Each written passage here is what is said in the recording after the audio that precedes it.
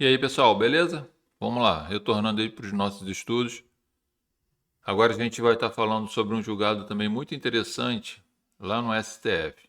Gente, o STJ já tem um posicionamento, até o próprio STF, no sentido de que o réu, no momento do seu interrogatório, ele pode optar por um interrogatório seletivo, ou seja, responder a pergunta de quem ele quiser, ou não responder pergunta nenhuma, ou responder só as perguntas da defesa, ou responder as perguntas de todas as partes, ou seja, a defesa, Ministério Público, juiz, enfim.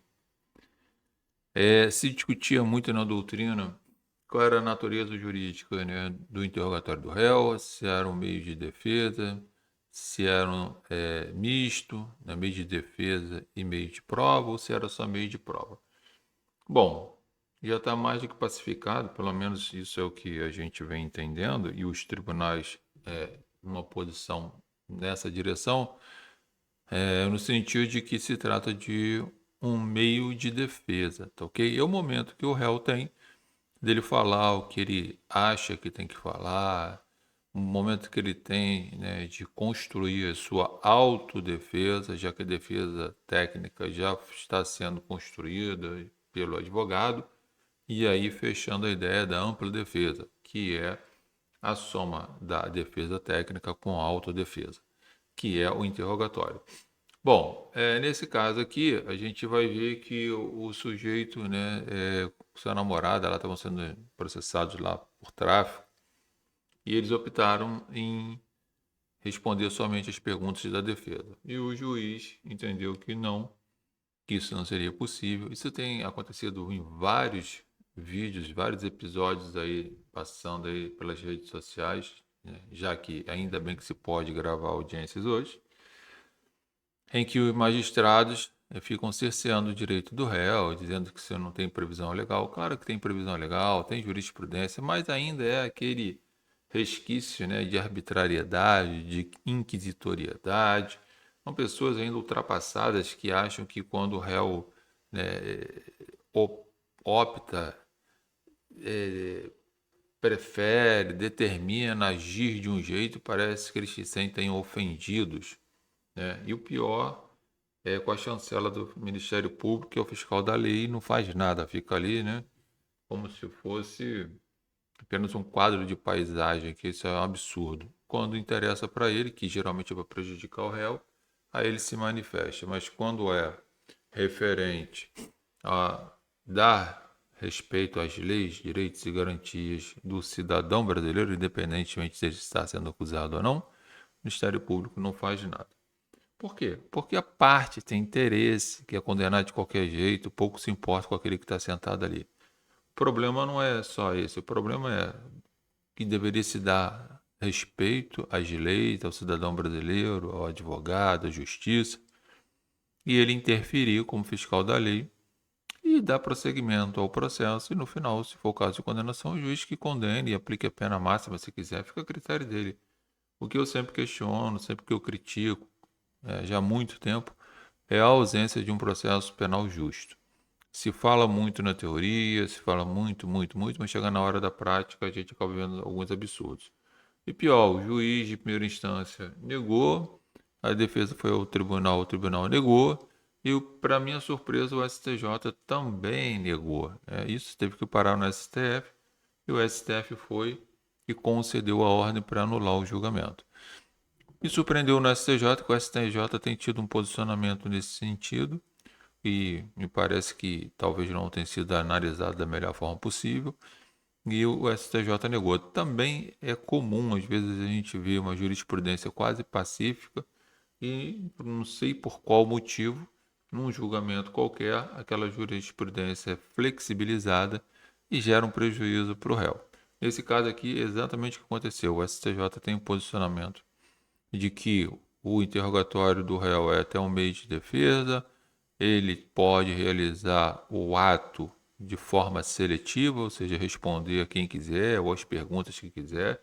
Enfim, fica a critério dele e da sua defesa técnica. Mas o STJ aqui me parece que andou mal e ainda bem que o STF veio e corrigiu. O recurso de habeas corpus é o 21.38.49, tá ok?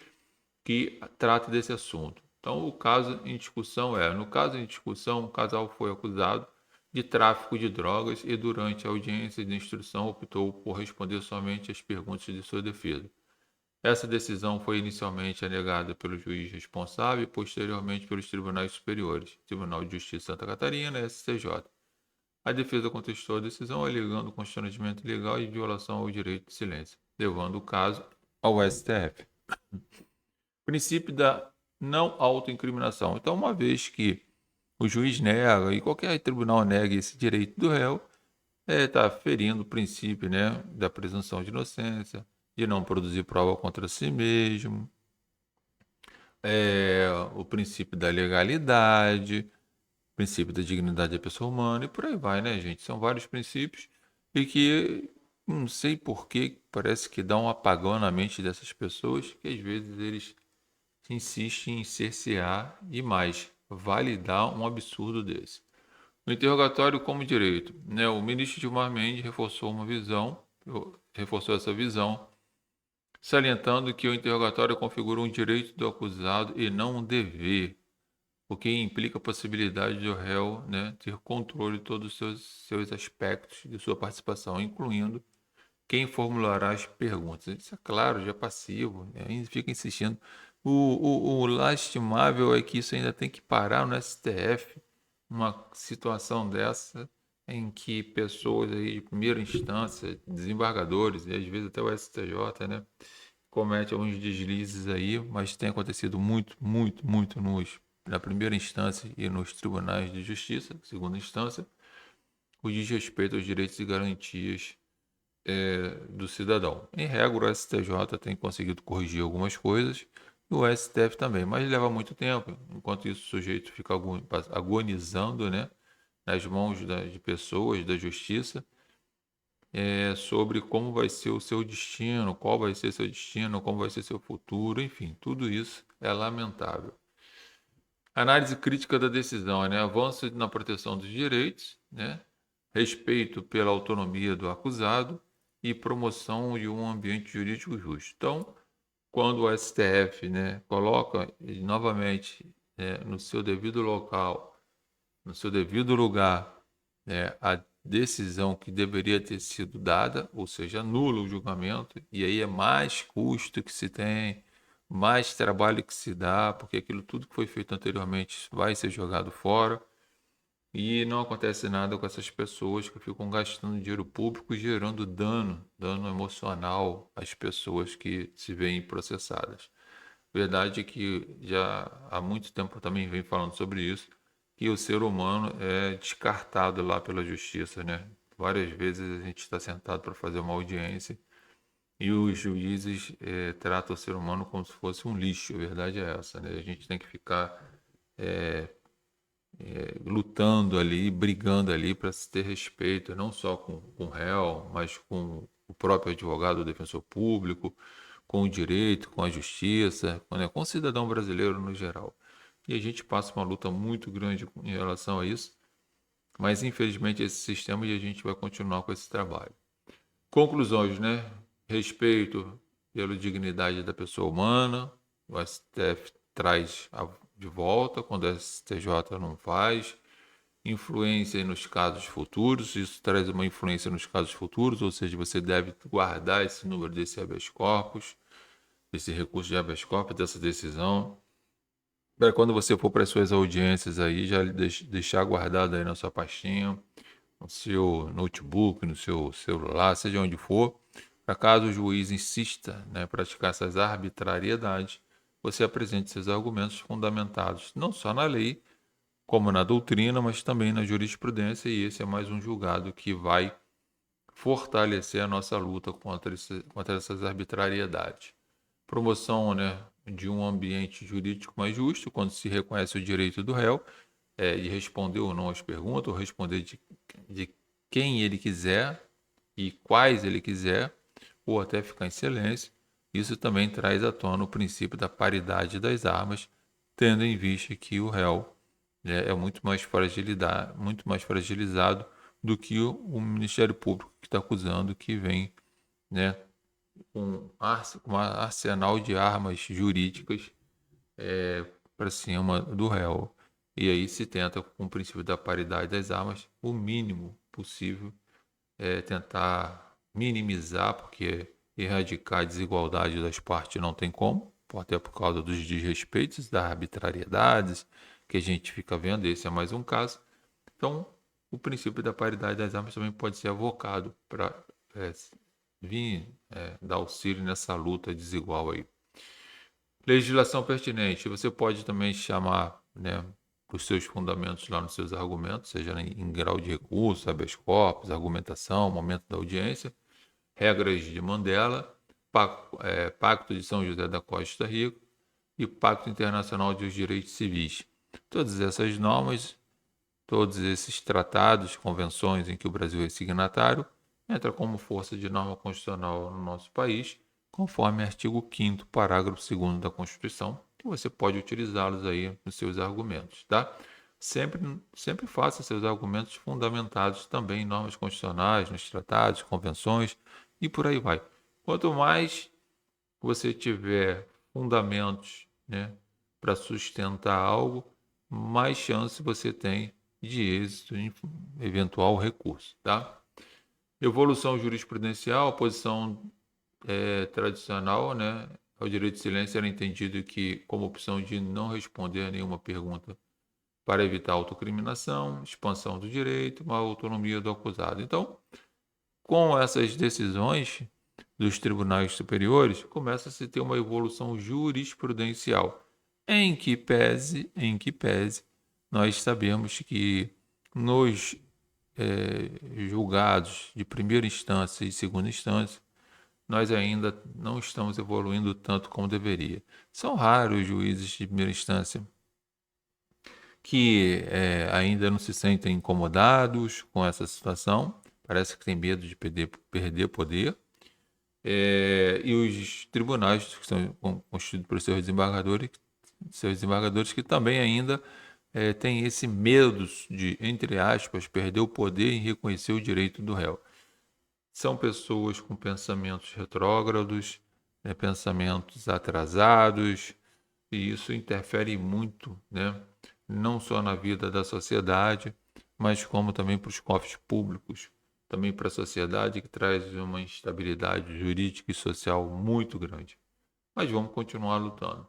Impacto da decisão, proteção dos direitos individuais, equilíbrios entre autoridades e direitos e promoção de um ambiente jurídico justo. A ideia dessa decisão é fazer com que esses impactos possam efetivamente se materializarem e cabe a nós, a parte da defesa, trazer à tona toda vez que nos sentimos atacados em nossas profissões, quando a gente defende nossa beca, para defender os direitos do réu, ok? Reflexões finais. Respeito aos direitos fundamentais, a decisão do STF no recurso de habeas corpus 21.3849 reafirma a importância de respeitar os direitos fundamentais dos acusados, traz uma evolução jurisprudencial e traz uma justiça mais equitativa, ok? Esse é o objetivo que se tem aí quando a gente busca o STJ e STF. Certa feita, nós conseguimos ver pelas redes sociais um ministro falando que o STJ, o STF estava superlotado. Gente, está superlotado porque a gente tem um problema sério de comportamento dos magistrados e desembargadores que não respeitam nem mesmo o direito e a própria Casa da Justiça chancela a ilegalidade. E aí vai parar no STJ e STF, que algumas vezes consegue ainda reparar esses danos absurdos. Considerações finais: equilíbrio entre autoridade e direitos, justiça mais equitativa e proteção dos direitos individuais. Conclusão: nós temos o avanço na proteção dos direitos, respeito pela autonomia do acusado e promoção de um ambiente jurídico justo. Pelo menos é o que a gente tenta buscar quando a gente encontra essas decisões aí. Então fica mais essa informação de um julgado aí da STF no que tange ao direito, né, seletivo que o réu tem de responder. Ou seja, pode não responder nada, pergunta de ninguém, pode ficar em silêncio total, pode ficar em silêncio parcial, responder perguntas de todas as partes, MP, defesa, juiz, de forma seletiva, responde uma, não responde a outra, ou pode responder somente de uma das partes, tal como do seu advogado, seu defensor. Isso é, na realidade, um direito individual do réu, ok? E garantido, né, via Constituição em razão dos princípios da não autoincriminação e próprio CPP que trouxe com as reformas essa possibilidade. Então, para aqueles que ainda insistem, né, em praticar suas arbitrariedades, seria bom refletir e ver o ser humano, o cidadão, não como um desejo, um capacho dos seus caprichos, mas sim como um cidadão de direito, de direitos e obrigações, mas que necessita ser respeitado. Enquanto isso não acontecer, nós teremos um poder judiciário falho, né, injusto e tentando buscar soluções nos tribunais superiores, tal como no STJ e STF. Fica essas informações para vocês. Esse julgado é importante. Não deixe de fazer os argumentos de vocês quando for necessário nos julgados que vocês estiverem trabalhando. Nosso canal, não se esqueça de se inscrever, comunidade Júri no Ar, compartilha, ative o sininho aí e nós temos sempre informações importantes aqui para vocês. Temos também os nossos cursos lá na Hotmart e na QIFI, ok? Inclusive um curso sensacional referente à aplicação do ChatGPT no direito penal, onde eu apresento diversas formas, prompts de automação do seu escritório, da sua rotina, para você ganhar produtividade, aumentar os seus lucros, diminuir seus custos e diminuir o seu trabalho. Grande abraço para vocês aí, comunidade Júri no Ar. Bons estudos, grande abraço, a gente se vê logo.